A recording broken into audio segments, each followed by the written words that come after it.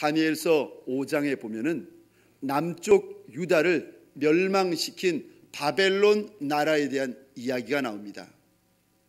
유다를 무너뜨리는 느부갓네살 왕이 죽은 후에 그 아들 벨사살이 왕이 됩니다. 그런데 이 왕이 어느 날 예루살렘에서 가지고 온 하나님의 전에서 탈취하여 온 금그릇, 은그릇, 이러저러한 컵을 가지고 잔치를 여는데 그걸로 먹고 마시고 춤추고 노래합니다. 한참 이렇게 즐겁게 노는데 갑자기 왕 앞에 커다란 손가락이 나타나더니 벽에 글을 써가기 시작하는 거예요. 이 모습을 보던 왕이 얼마나 놀라고 무서웠는지 성경에 보니까 왕의 넓적다리 마디가 녹는 듯하고 그 무릎이 서로 부딪혔다 말씀하십니다. 누구도 알 수 없는 글을 손가락이 써내려가는데 오직 한 사람 다니엘이 그 글을 읽고 해석하는 거예요. 메네 데겔 우바르신. 메네, 하나님이 이미 왕의 나라의 시대를 하나하나 세워서 그것을 끝나게 하셨다. 데겔, 왕이 저울에 달려서 부족함이 보였다. 베레스, 왕의 나라가 나뉘어져서 메대와 파사 사람에게 준바되었다. 이런 뜻입니다. 다시 말하면은 메네 데겔 우바르신, 무슨 뜻인가 하면은 하나님이 왕을 저울에 달아보니까 왕이 부족함이 너무 많아서 나라를 빼앗아 다른 사람에게 주었다. 이런 뜻이에요. 사무엘상 15장에 보면은 하나님께서 이스라엘의 첫 번째 왕 사울을 세우신 연후에 아말렉의 모든 것들을 진멸해라 명령하십니다. 왕도 어린 유아로부터 청년, 장년, 노년, 심지어는 가축마저도 다 도말해라 하나님께서 명령하시는데 사울 왕이 가서는 왕도 살려주고 좋은 거 살려내고 귀한 것 다 살려내고 천한 것, 병든 것, 약한 것만 도멸합니다. 그거를 보시고 하나님께서 후회하시는데 사울 왕의 불순종을 하나님께서 하나하나 세어보시고는 사울을 왕의 자리에서 그만 내어치십니다. 하나님께서 그 당시에 가장 강대국이었던 바벨론의 큰 왕 벨사살을 하나님의 저울로 달아보십니다. 그리고는 벨사살 왕이 모자르니까 그 자리에서 쫓아내십니다. 이스라엘의 첫 번째 왕 사울이 하나님 앞에서 불순종하고 하나님의 말씀을 계속 듣지를 않으니까 하나님께서 그의 잘못을 하나하나 계산하시고 계수하신 연후에 나라를 다윗에게 주십니다. 제가 여기까지는 알겠습니다. 그런데 도무지 이해할 수 없는 부분이 있었습니다. 하나님, 벨사살과 사울 왕은 하나님이 저울에 달아보시고 저들의 잘못, 저들의 불순종을 하나님께서 세어보시고는 내어치셨는데 왜 제게는 그리하지 아니하십니까? 저도 부족하고 저도 불순종한 것이 하나님 앞에서 많이 있는데 왜 제게는 참아주시고 저는 기다려주십니까? 이것을 알 수 없는 거예요. 저만 궁금한 것이 아니라 오늘 본문에 보니까 사도 바울도 이것을 궁금해했습니다. 그리고 하나님의 뜻을 깨닫고는 그것을 영적 아들 된 디모데에게 증거하고 있습니다. 첫 번째요, 사도 바울은 이렇게 행하시는 이가 우리 하나님이신 것을 알았습니다. 바벨론을 무너뜨리고 그 부족한 벨사살 왕을 쫓아내신 이가 우리의 아버지 되시는 하나님이신 것을 사도 바울은 알았어요. 우리는 곧잘 하나님을 생각할 때에 크신 하나님, 전능하신 하나님, 무소부지하신 하나님, 못하시는 것이 없으신 하나님, 하나님의 능력, 하나님의 사역에 대해서 집중합니다. 예, 맞지요.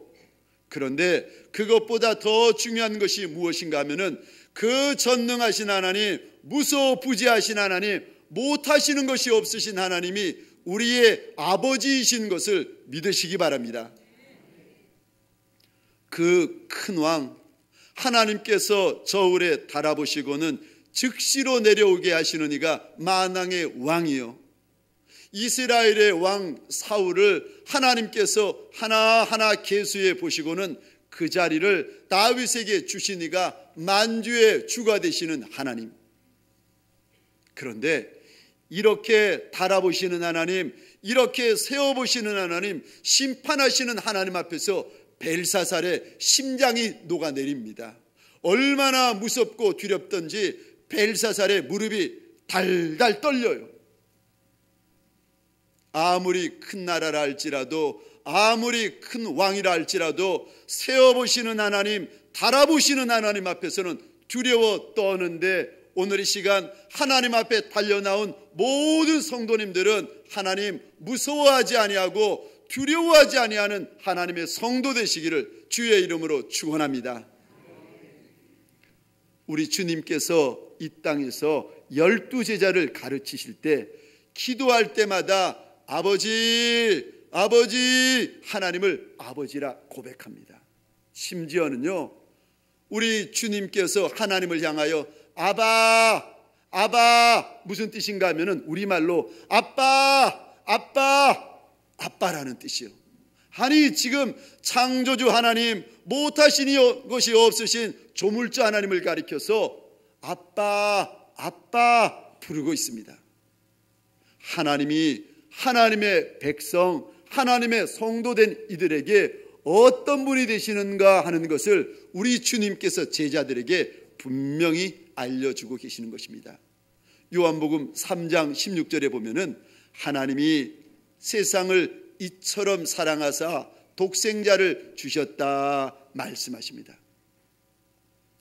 하나님이 우리를 너무 사랑하셨기에 하나님의 보호자에서부터 그 사랑이 시작되는데, 창세기, 출애굽기, 레위기, 민수기를 지나가지고 골고다 언덕을 지나서 예수 그리스도의 십자가에까지 주님의 사랑이 연결되는 거예요.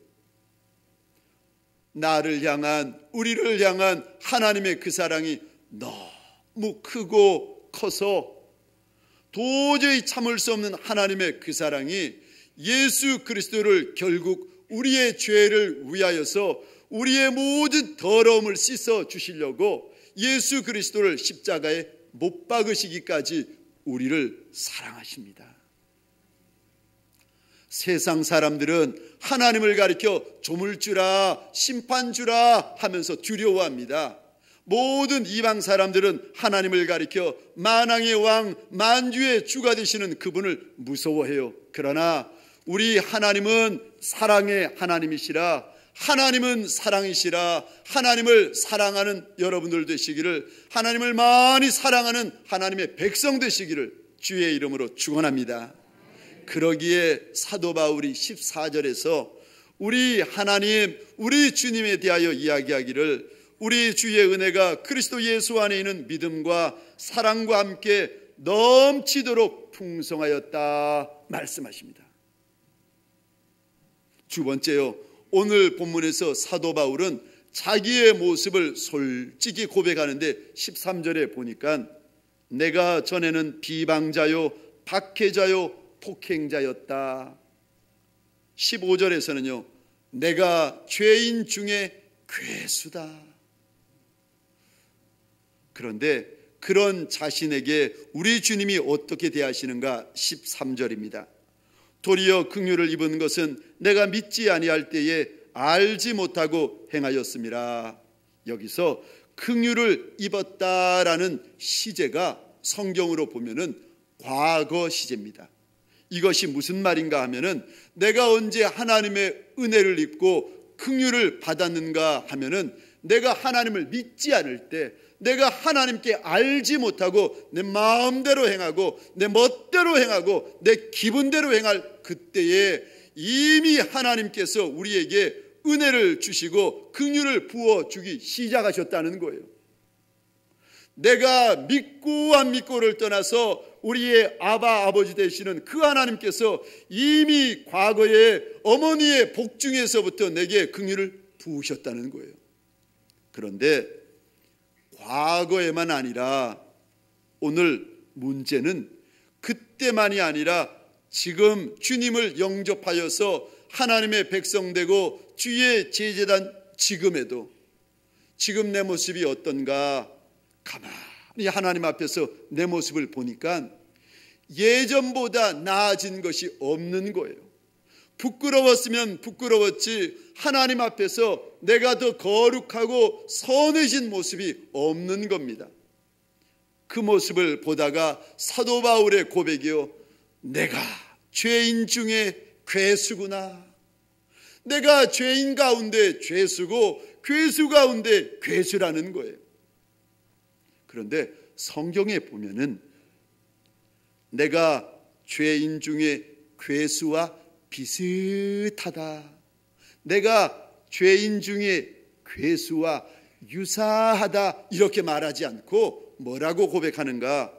내가 지금 죄인 중에 괴수입니다. 지금 성도이고 지금 제자이고 주님을 쫓아온 지 여러 날이 되고 여러 해가 되어서 사도가 되었지만은 내 속을 들여다보니까 부끄러운 것이 많고 냄새나는 것이 많고 더러운 것도 많고 추한 것이 너무 많다는 거예요. 지금 그게 내 모습이라 내가 죄인 중에 괴수라는 겁니다.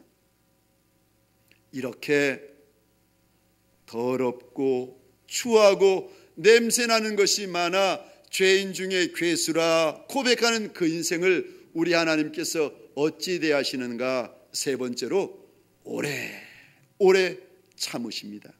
16절입니다. 그러나 내가 긍휼을 입은 까닭은 예수 그리스도께서 내게 먼저 일체 오래 참으심을 보이셨다. 예수님께서 내게 주님의 오래 참으심을 계속 보였다는 거예요. 언제까지요? 끝까지요. 우리 주님께서 끝까지 참아주시고 끝까지 기다려주시고 끝까지 긍휼히 여겨주시고 끝까지 역사하여 주셨다는 거예요. 오늘 이 시간 내 육신은 주님 앞에 습관적으로 나와 있지만은 내 마음에 주님 앞에 부끄러운 것이 많아 머리 들 수 없는 인생이 서로 있다 할지라도 서로 예배가 아니라 찬양이 아니라 내가 하나님 앞에 기도마저도 할 수 없는 인생이라 고백하며 부끄러워하는 이가 있다면은 그래도 나를 향한 하나님의 오래 참으심, 우리 주님의 계속 기다리심이 있는 줄 믿으시는 자리 되시기를 주의 이름으로 축원합니다. 내가 아무리 더러워도 우리 주님이 기다려 주십니다. 내가 아무리 병들어도 우리 주님이 기다려 주세요. 내가 아무리 연약해도 우리 주님께서 또 참아 주십니다. 제가 저의 모습을 가만히 보니까 주님의 마음을 기쁘게 하고 하나님의 마음을 시원케 해드린 적보다는 그분의 마음을 아프게 하고 그분을 속상하게 하고 그분 앞에 불순종할 때가 더 많은 거예요.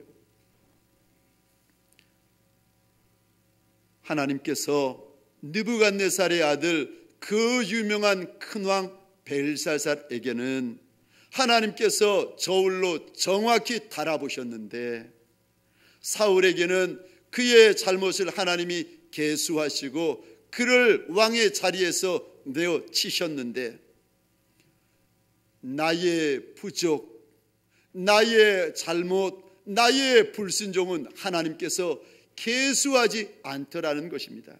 그래서 제가 주님 앞에 물어보았습니다. 주님, 왜 나만 이렇게 선대해 주십니까? 주님, 왜 벨사살처럼 달아보지 아니하시고 왜 사울 왕처럼 나를 계수하지 않으시고 하나님, 주님의 저울을 고장나게 하십니까? 왜 제게는 고장난 저울을 사용하십니까? 이것을 깨달았던 사도 바울이 이렇게 디모데에게 선언하고 있습니다. 우리 주님의 긍휼, 우리 주님의 용서에는 끝이 없다. 끝까지 용서하시고 끝까지 긍휼히 여기시고 끝까지 용납하신다는 거예요.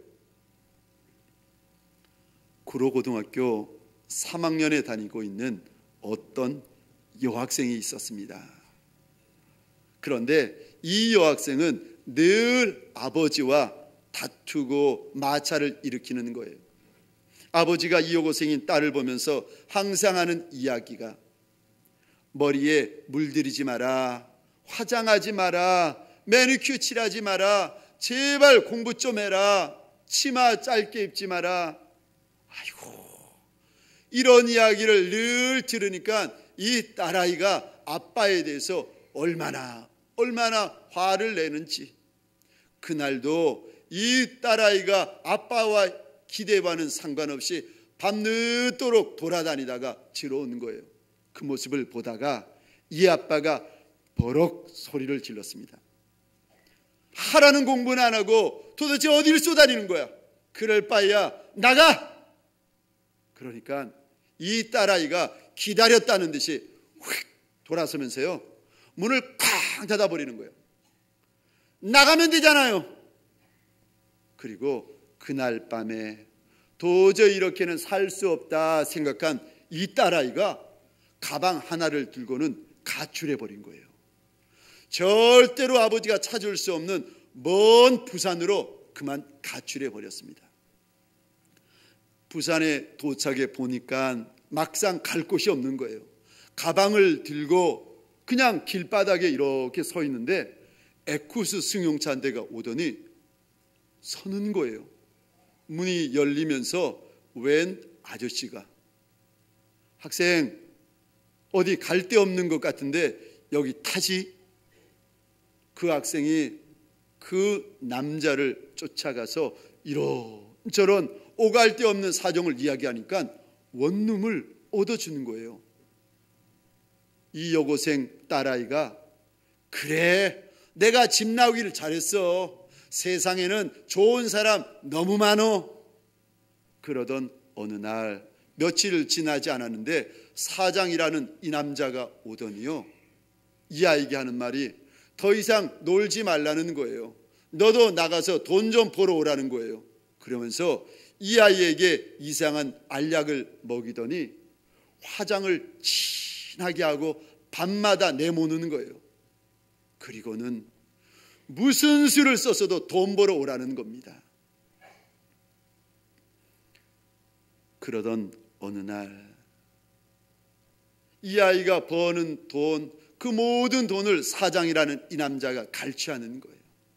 그러던 어느 날 이 아이가 우유를 사 먹으려고 가게에 갔다가 우유팩을 들었는데 팩에 사람을 찾습니다, 자기 사진이 있는 거예요.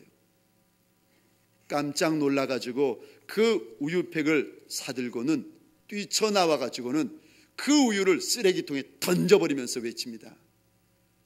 난 절대로 집에 들어가지 않을 거야. 어느 날 길거리를 지나가다가 전봇대에 붙어있는 전단지를 보는데 자기의 사진이 크게 붙어있는 거예요. 그리고 아버지의 글이 이렇게 적혀 있었습니다. 미안하다. 아빠가 잘못했다. 용서해다오. 이 아이가 그 전단지를 보면서 찢어버립니다. 그러다가 돈을 벌어오지 못하는 날에는 사장이라는 이 남자가 이 아이를 때리고 발로 차고 얼마나 구박을 하는지. 1년이 지난 어느 날 이 아이가 점점 말라가더니 이제는 얼굴이 시커멓게 변해가는 거예요. 아마도 무슨 심각한 병에 걸렸나 보다. 도무지 몸을 추스릴 수가 없는 거예요. 그래서 그 남자에게 사장님 하루만 쉬게 해달라고, 하루만 제발 좀 쉬게 해달라고 사정을 하는데 이 사장이라는 남자가 이 아이를 쫓아내어 버립니다. 아예 쫓아내어 버려요. 12월 24일 그 추운 날 갈 곳이 없으니까 공원 벤치에 누워가지고 신문지 한 장으로 덮고 자는 거예요. 갑자기 아빠와 함께 웃고 이야기하던 모습이 눈앞에 선하게 지나가는 겁니다. 아니야, 이젠 늦었어. 머리를 저어보지만은 그래도 마음 가운데 그렇게 미워하고 싫어했던 아빠가 너무 보고 싶은 거예요. 망설이고 망설이다가 이 아이가 집에 전화를 했습니다. 그런데 아무도 없는 거예요. 그저 자동 응답기만 돌아가는 겁니다. 전화를 끊었다가 다시금 이 아이가 전화를 하고서는 그 자동 응답기에다가 이렇게 음성을 남깁니다. 아빠, 저예요. 지금 부산인데 서울로 올라갑니다. 그런데 고속버스 터미널에 몇 시에 도착하는데 만일 아빠가 나오지 않으면은 저를 용서하지 않는 걸로 알고 다시는 전화 드리지 않을게요. 그리고는 전화를 끊었습니다. 심야 고속버스를 타고 서울에 올라오는데 그 버스의 창에 자기의 얼굴을 이렇게 비춰보니까 화장으로 뒤범벅되어져 있고 시뻘건 립스틱으로 진해져 있는 그 입술을 보면서 옷자락을 꺼내가지고 하나하나 닦는 거예요. 그러다가 손을 보니까 그동안 담배를 피워가지고 손가락 끝이 새카맣게 변해져 있는 것을 보고 혹시라도 아빠가 그거 볼까봐 옷자락에다 손가락을 문질러 닦습니다. 그러면서 아버지를 만났을 때 할 말을 연습하는 겁니다. 아빠, 제가 잘못했어요. 용서해 주세요. 다시는 그러지 않을게요. 점점 서울로 가까워질수록 이 아이의 마음이 불안해지는 거예요. 정말 아버지가 그 녹음했던 그 음성을 들었는지 도저히 자신이 없는 겁니다. 드디어 버스가 터미널에 도착하고 이 아이가 버스에서 내리는데 터미널 입구에서부터 가족분들, 친척분들이 다 나와 계시는 거예요. 할머니, 할아버지, 삼촌, 외삼촌, 그렇게 보고 싶었던 아버지가 계시는 거예요. 아예 현수막을 들고 나온 겁니다. 뒤에 있던 아버지가 달려오는 것을 보면서 이 아이가 아버지에게 할 말을 다시 한번 생각하는 겁니다. 그리고는 막 자기 앞에 달려와 서신 아버지를 향하여서 고백하는 거예요. 아빠, 제가. 그 순간에 아버지가 그 아이를 와각 안으시면서 하시는 말씀, 괜찮다. 아무 말하지 않아도 괜찮어. 우리가 하나님 앞에 아무리 큰 잘못을 하고 아무리 큰 실수를 하였다 할지라도 우리 하나님 앞에 달려나와 겸손히 엎드리면 그 순간에 우리 하나님께서 우리의 잘못, 우리의 실수, 우리의 죄악을 덮어주는 줄 믿으시기 바랍니다. 네 번째요. 그럼 왜 우리 주님께서 그렇게 오래 참아주시는가? 그렇게 오래 기다려주시는가? 16절 말씀입니다. 그러나 내가 긍휼을 입은 까닭은 예수 그리스도께서 내게 먼저 일체 오래 참으심을 보이사 후에 주를 믿어 영생 얻는 자들에게 본이 되게 하려 하심이라. 왜 우리 주님께서 나를 참아주시되 오래 참아주시고 기다려주시되 끝까지 기다려주시는가? 모든 사람들, 모든 성도들 앞에서 본이 되고 모델 되게 만들어 주시려고 끝까지 기다리신다는 거예요. 제가 이 말씀을 읽을 때 얼마나 감사했는지 모릅니다. 하나님, 저를 참아주시고 긍휼히 여겨주시되 끝까지 긍휼히 여겨주시는 것도 감사한데 거기다가 나를 모든 믿는 사람들의 모델로 본으로 삼아주시겠다 말씀하시니 제가 이 은혜를 어찌다 갚을 수 있겠습니까? 하나님, 나는 아무리 보아도 다른 사람들 앞에서 모델 될 만한 사람이 못 되는데, 아무리 내 자신을 볼 때에 본이 될 만한 그런 인생 못 되는데, 어쩌자고 내 주님께서 내게 오셔서 이름 불러주시고 나를 선대하시고 끝까지 붙들어 주셔서 모든 믿는 자들의 본이 되게 하여 주시겠다 말씀하여 주십니까? 내가 가난하여도, 사랑하는 성도 여러분, 내가 모자라도, 내가 아무리 부족해도 우리 하나님께서 기다리시되 끝까지 기다리시고 끝까지 참아주시는 줄 믿으시기 바랍니다. 우리 하나님께서 주님이 원하시는 그 좋은 모델이 되기까지, 그 좋은 본이 되기까지 나를 향한 긍휼, 나를 향한 오래 참으심, 나를 향한 은혜와 인애가 절대 끊어지지 않습니다. 그러기에 제가 부탁을 드립니다. 나는 연약한 성도라, 나는 모자름이 많은 인생이라 생각하는 이가 있다면 오늘 근심을 내려놓고 염려 덩어리 굴려버리고 우리 주님 안에서 담대하여지고 용맹하여지는 시간 되시기를 예수 그리스도의 이름으로 축원합니다. 이것을 알았기에 사도 바울이 감격하는 거예요. 이것을 알았기에 사도 바울이 오늘 본문 17절에서 이렇게 하나님을 찬양하고 있습니다. 영원하신 왕, 곧 썩지 아니하고 보이지 아니하고 홀로 하나이신 하나님께 존귀와 영광이 영원 무궁하도록 있을지어다. 아멘. 정말 나를 향한 하나님의 계획을 알고, 나를 향한 하나님의 소원을 알고, 나를 향한 하나님의 뜻을 정말 아신다면, 내가 아무리 지금 모자르고 연약해도 내 입술에서 하나님을 향한 찬양이 나오고 내 마음 깊숙이에서 주를 향한 노래가 흘러나옵니다. 하나님은 정말 썩지 아니하시는 하나님이십니다. 하나님은 정말 만왕의 왕이 되시며 만주의 주가 되시는 하나님이십니다. 정말 하나님은 존귀와 영광을 받으시기에 합당하신 한 분이신 하나님이십니다. 하나님의 뜻을 알면은, 나를 향한 하나님의 계획을 아시면은요, 하나님을 향한 노래가 터져 나오고 하나님을 향한 찬양이 터져 나오게 되는 것입니다.